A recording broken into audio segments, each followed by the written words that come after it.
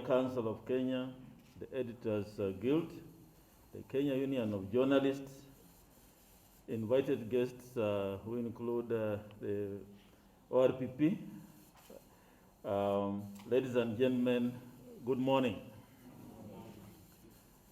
I'm pleased to address you on this particular meeting, 1 year to the 2022 general elections.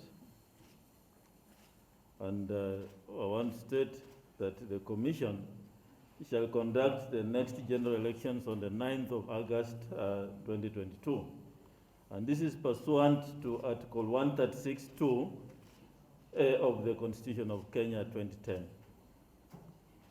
So today marks the beginning of 1 year countdown, that is 365 days to election day.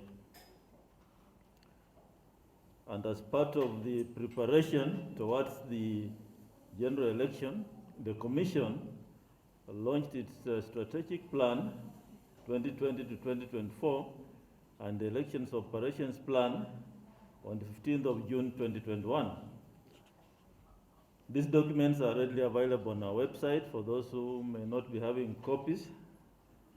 And I invite Kenyans to familiarize with these two documents, which provide a roadmap and timelines for the election calendar. Let me take this earliest opportunity to reiterate that the Commission is committed to deliver free, fair, and credible elections in 2022 general elections. The Commission equally remains committed to engaging all stakeholders in the process, and we have an open door policy which fosters citizen participation to the electoral process. In that regard, the Commission wishes to recognize the key role the media plays in disseminating information as well as influencing and shaping public opinion and agenda. It is recognition of this role of the media that the Commission endeavors to work with the media sector to ensure that factual information is disseminated to the public.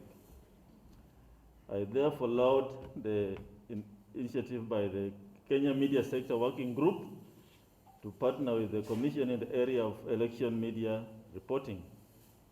As we may remember, I think we met in Diani, South Coast, on the 3rd of July 2021, where we discussed matters related to the 2022 elections. And I'm pleased to note that we are building up from that successful meeting, and I hope that our collaboration today which will result into setting up a joint task force as we move towards the general election, will be of much use to the country. The 1 year countdown begins today, and it's important to note that the media and the country at large pays attention to key electoral processes. I'll mention a few, but these processes, starting with voter registration, nomination of candidates, campaign period, polling day activities, of course, counting after polling, announcement of results, and electoral dispute resolution. These are areas that I want to take this opportunity to address, but the media is part and parcel of all these processes that the Commission will have to undertake. And they all have a bearing on the coming elections. But let me just highlight a few areas which I've been seeing in the public discourse as it relates to elections. The first one is the issue of the 2/3 gender rule. One of the issues of focus is the attainment of what is popularly referred to as the 2/3 gender rule. Article 81B of the Constitution provides that not more than 2/3 of the members of elective bodies shall be of the same gender. This provision has been attained in the county assemblies where we do gender top-up through party list model. However, the realization of the 2/3 gender rule has remained elusive in Parliament, with several unsuccessful attempts at providing legislation to operationalize the principle. On its part, the High Court of Kenya, in the case of Katiba Institute versus IEBC in 2017, issued, among others, orders directing political parties to take measures to formulate rules and regulations for purpose of actualizing the two-third gender principle during nomination of the 290 best elective positions for members of the National Assembly and 47 county best elective positions, that is, members of the Senate.